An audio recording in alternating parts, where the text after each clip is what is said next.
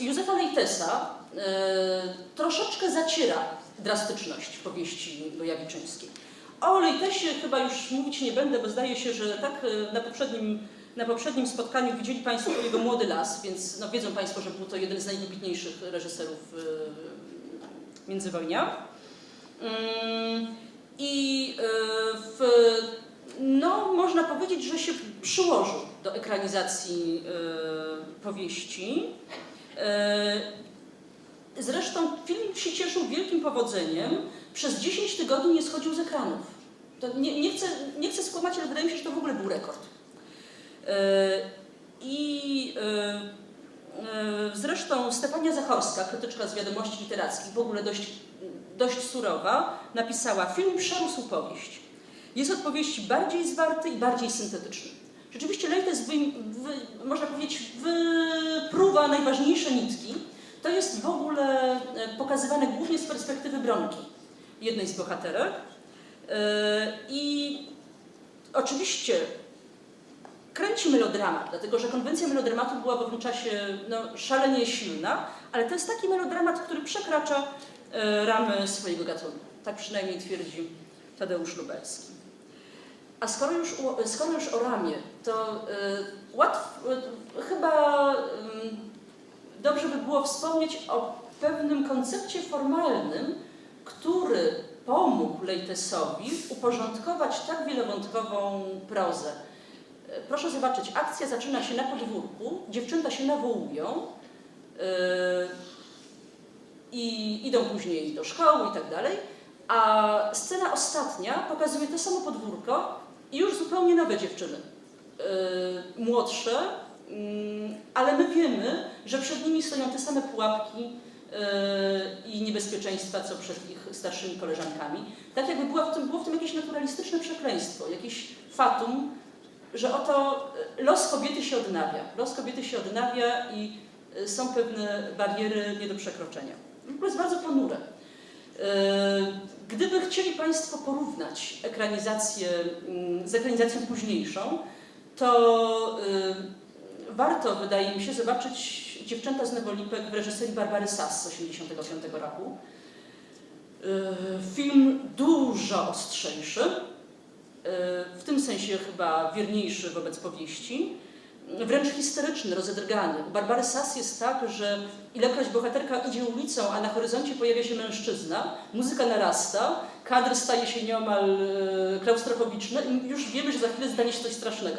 Ten feministyczny pazur, przeświadczenie, że tak naprawdę miłość czy seksualność jest dla bohaterek tyleż wyzwoleniem, co przekleństwem i nigdy nie kończy się dobrze, no wybrzmiewa jeszcze bardziej gorzko u Barbary Sass, która zresztą miała też swoje powody, od lat 80. kręciła ostre, drapieżne kino feministyczne.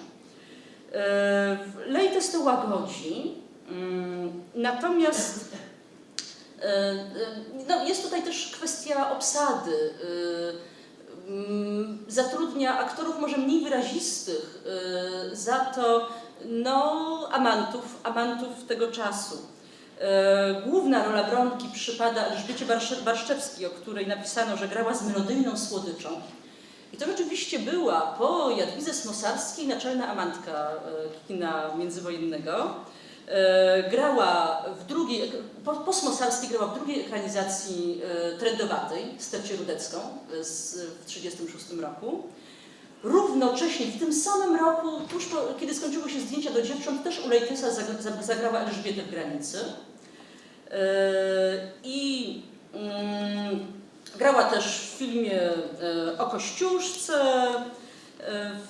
Właściwie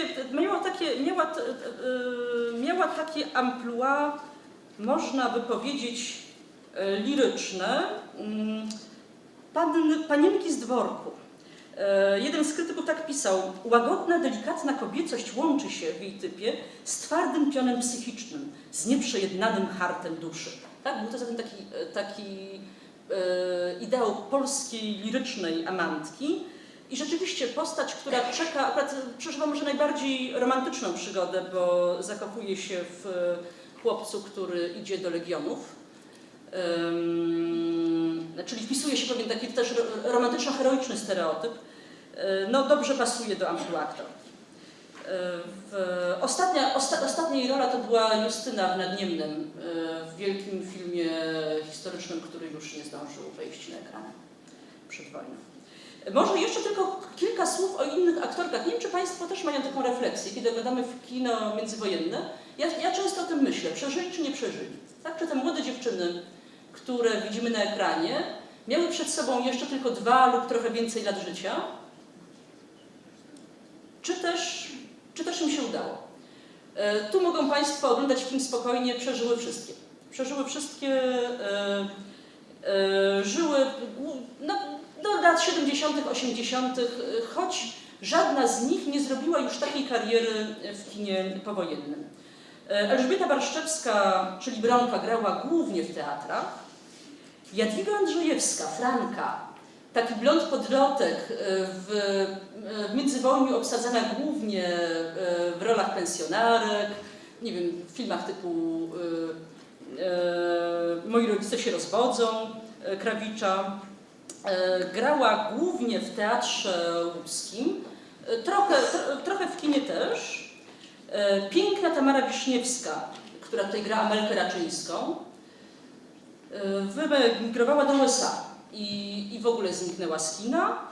Wreszcie Anna Jaraczówna, najmniej tej wyrazista, a bardzo ciekawa w powieści Kwiryna, grała do końca lat 70. m.in. u Munka, u Barei, u Zanussiego, a także 2 razy zagrała Capo, czyli zagrała Capo w ostatnim etapie Jakubowskiej i w Pasażerce, w 2 filmach o Auschwitz.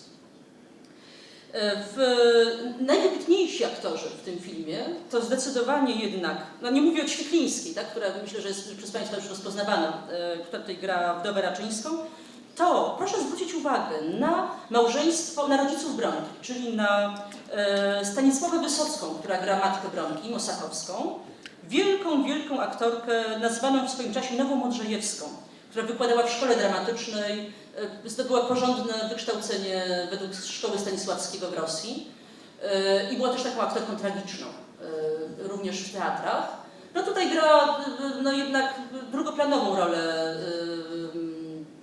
ale na pewno była ciekawa. Oraz jej mąż, czyli stolarz Mosakowski, najwybitniejszy, prawdopodobnie historycy filmu i teatru twierdzą, że najwybitniejszy aktor międzywojenny w ogóle, czyli Kazimierz Jonasza Stępowski, nazywany człowiekiem kameleonem, nieprawdopodobnie plastyczny aktor legenda. On z kolei zmarł w 1943 w dość taki skandaliczny sposób, zasłaniając sobą własną żonę, która była narkomanką i konfidentką Gestapo i oddział AK po prostu przyszedł ją zlikwidować. Tak zginął Jonasz Stępowski. Nakręcono o tym zresztą film, to była słynna sprawa, do której później wracano. I jeszcze ostatnia postać, może mniej znana, Andrzej Szalawski w roli Ignasia o urodzie Amanta, to późniejszy, choć trudno sobie to wyobrazić, Jurand ze Spychowa w Krzyżakach, a wreszcie Buchholz, obmierzły Buchholz w Ziemi Obiecanej Wajdy. I no może dość już może o aktorach, chociaż sporo by o nich. Dość powiedzieć, że film Lejtesa na pewno był próbą ambitną. Dobre zdjęcia, zarówno plenerowe, jak i we wnętrzach. O obsadzie mówiłam. I myślę, że mimo wszystko cały czas moc oskarżycielska. Jeszcze tylko jeden szczegół historyczny. Rzecz dzieje się w ogóle nie współcześnie, czyli nie w 1935 roku, tylko przed II wojną światową. Czyli to jest tak naprawdę film historyczny. Pokazuje, co zostało po rewolucji 5 roku, pokazuje niedolę I wojny i wreszcie kończy się triumfalnym wkroczeniem Legionu Piłsudskiego z Krakowa.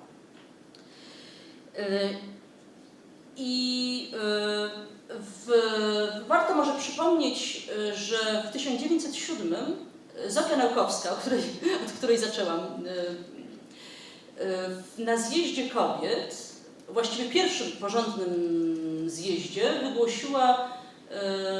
wygłosiła znamienny referat o etycznych zadaniach ruchu kobiecego, zakończony płomiennym okrzykiem "Chcemy całego życia", w którym domagała się prawa kobiety do miłości, także pozamałżeńskiej, zniesienie obłudnego, pełnego hipokryzji podziału na kobiety tak zwane porządne z towarzystwa i kobiety upadłe. Czy Naukowska próbowała pokazać, że to po prostu nie jest takie binarne, a także prawa, o czym w ogóle wtedy nie mówiono, do czerpania z miłości czy z seksu przyjemności fizycznej. No, dzisiaj powiedzielibyśmy prawa do orgazmu. Wówczas to słowo naturalnie paść nie mogło, a i tak Maria Konopnicka poprawiła binokle, trzasnęła z krzesełkiem i wyszła oburzona z sali. I ten taki bardzo zaangażowany po stronie wyzwolenia obyczajowego referat wywołał później polemiki prasowe, wielką burzę, ale można powiedzieć, że bohaterki Gojawiczyńskiej również chcą całego życia. Chcą być szczęśliwe, chcą być kochane, pragną tego jeszcze bardziej niż wyrwania się z nędzy i wpadają w te właśnie pułapki, które kreśli Naukowska. I okazuje się, że bardzo trudno być kobietą wolną, stanowić o sobie, zachować dobrą opinię, radzić sobie samej ekonomicznie i jeszcze mieć z tego frajdę. Także niech Państwo docenią, że żyjemy po trzeciej fali feminizmu i pewne zdobycze zostały już wywalczone.